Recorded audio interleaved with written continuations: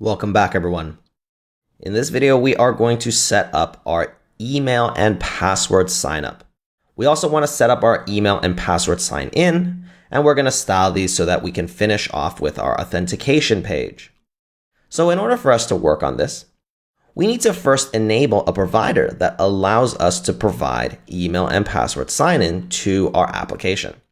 Any authentication method that you add is needed as a new provider that you create inside of your authentication. So here, what I'm going to do is add a new provider, email and password. I'm going to enable this email password one that allows them to sign up using it. And also for email link passwordless sign-in, this one's a little bit extra. I don't really need this one. So I only want email password. Passwordless sign-in you can enable, but there's a lot more configuration required. Essentially what happens is when they enter in an email, they submit it, they get a link inside of an email that they'll receive for that email, which if they verify that they own, will take them back to the application and sign them in. But we don't really need that. We just want regular email password sign-in. So now that we have our email password, inside of our application, we need to start building out this form. So here's what I'm going to do. Inside of our components folder, I'm going to make a new folder and I'm going to call it sign up because that's what this is. It's essentially our sign up form. We can even be more explicit in calling this sign up form. And then inside, I'm going to make the files required sign up form.component.jsx. And then once we're inside, we're just going to create a very basic form just so that we know it works. So it's going to be sign up form, which is equal to a functional component that returns back. And this is where we need to understand a little bit about HTML forms. If you're unfamiliar, we'll go through it pretty briefly, but enough that we understand what's going on. So what we need is we need to reflect what this form will have. So for our basic needs, let's say there's a div, and in the div is just an h1, or inside it'll say, sign up with your email and password. And then we need a form component. This HTML form component is essentially something that allows you to make all these text fields inside do what you need them to do as far as form is required. So this is where you can do things like, let's say with your form, you want certain fields to be required and you don't want the form to be submittable unless they fill out those fields. You can do that very easily using this form component because it'll essentially do all of that for you. So let's talk about what goes into them. So we know that for our form, we have 4 different inputs. So let's create an input and let's make a label.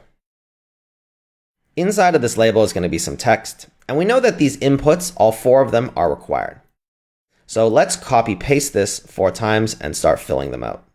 The first one is going to be the display name. The second one is going to be the email.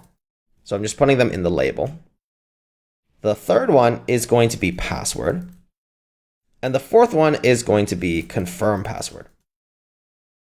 Now, inside of these inputs, because they're required, what will happen is the form will validate that if these inputs are empty, then it's invalid. It's only valid as long as there's actual text inside them. And also, for display name, what are the types? So a type is an attribute that you can give to an input. Text is the most basic one. It just means that it takes some string, that's all it is. For email, though, we can actually use a type called email. This email type will make sure that the text inside validates in the format of an email, meaning that you've got some string and then you've got an @ symbol, you might have more string, you have a dot, and then finally some more string. So pretty much the format that you always see with an email. So that's what's great. We get this out the box. The other great thing too is that if a browser does not support email, it will fall back to using a type text. For a password, we can also use a type password. And this will just hide all of the characters that are being typed in. And similarly for confirm password, it's also of type password. So we have our 4 input fields. What we also need is the ability to submit this form. So luckily for us, React has bound a event handler called onSubmit, which runs some callback whenever you submit the form. And to submit the form, we can actually add inside the form a button child with the type submit. So the form will know that when this button of type submit is clicked, then run this onSubmit callback. And this onSubmit callback only runs if all of these validations for these inputs are passing, meaning that these 4 fields that are required are filled in. Email is in the valid format that it's in. And I'm just going to say this is of type signup. And for now, let's just export default this signup form. So I just want to make sure before we actually add in all the functionality of doing all this that our form component works. So I want to import in the signup form from components, signup form component. And I'm just going to put this after this button here. So now let's save this, go into our application, and there we go. So I've got some auto-filled, auto-populating fields here inside of my Chrome browser, but this is our form. We see it all here. What we need to do now is bring in that functionality so that this form is actually valid. To do that, we need to track the actual input inside of these inputs into our form component. And if we remember from our Monsters Rolodex project, we can do that using useState, which is very similar to our search bar. So I'm going to import useState from React. Now, one way you can do this is you can track all 4 of these different inputs using 4 different useState values. But personally, I find that a little cumbersome, especially because I know this is all grouped together anyways as something of a form field. So I can actually create an object, and I'm going to call this like form fields, for example. So in fact, this is actually going to be our default form fields. So this is the initialized value for these 4 values, which should all be empty strings. I'm just going to show you the shape though of this object. We're going to have a field called display name, which is an empty object. Email, which is an empty string. Sorry, not empty object, empty string. Email is also an empty string. Password, also an empty string. Confirm password, as you guessed it, also an empty string. So using this value now, what we can do is we can say that I want to use state, and I want that value to be called form fields. And again, the second value that we get back is a setter function. Now for use state, I'm going to pass it this default form fields value. So this object is essentially the value for form fields. It's not a string. It's this object of these 4 exact values. What I'm going to do is I'm going to destructure off these 4 values. The reason why is because we're going to use these values somewhere inside of our code. So I'm going to confirm password, and this is equal to form fields. So what's happening is this object is being passed in as the default state for use state. Form fields is now some kind of object. I'm destructuring off the 4 values that I want, and then I'm setting them as constants inside this component in case I need them. And then what I'm going to do next is I am now going to actually figure out what happens whenever these values change so that I can update my form fields. Here, I'm going to create a function called handleChange. And this is going to be a general function that takes that input event whenever the text changes. However, in order for us to make this function generic, there's a couple things we need to be able to do. So by generic, I mean that we essentially want to pass this into our input as the onChange handler for every single one of our inputs. We want it the same. In order for us to do this, we need to be able to identify which of these inputs is firing so that we know which of these form fields to update inside of our state. In order to do that, we actually need to append some more values. So on each input, we can give it a name, and the name will come through on the event. So for our display name, we want to name them the same as the name of the actual attribute that we're trying to update. So here, because we're just going to be able to destructure this off as name from the event, we're going to utilize this name to tell our set state which of these fields to update. So let's just update all of these different fields with the appropriate name. Email, of course, will be email. Password will be password. And then confirm password will be confirm password. So here, everything matches and lines up with these values. The next thing that we want to do is we actually want to get the appropriate value. The value that gets typed in should be the value that in turn we actually display in the input. So in order for us to do this, we need to pass in the value here. So for the value of this specific field, we're going to use the appropriate value that we've pulled off of our form fields. So the direction is pretty circular. When you pass a value, you're actually saying, hey, the value I want inside of this input should be the value I'm passing you. So if I pass the string ABC, then the value should be ABC. Let's just save this and we'll see.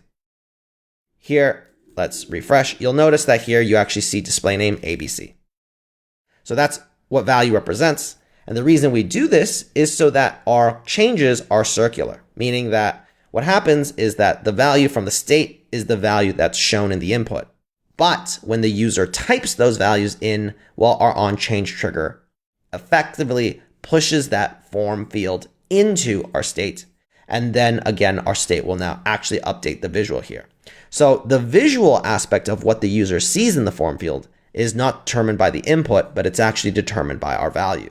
This way, we can control what those fields are and what we're doing with them through our state itself.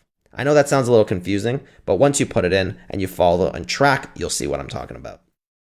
So here, I want value to be display name. Of course, I want this next one for email to be email. And then I want value for password to be password. And then I want value for confirm password to be confirm password. So in order for us to now appropriately trigger, we can now say, hey, give me the value as well off the event, because these will now come in through the event object. And then all we need to do now is just say set form fields.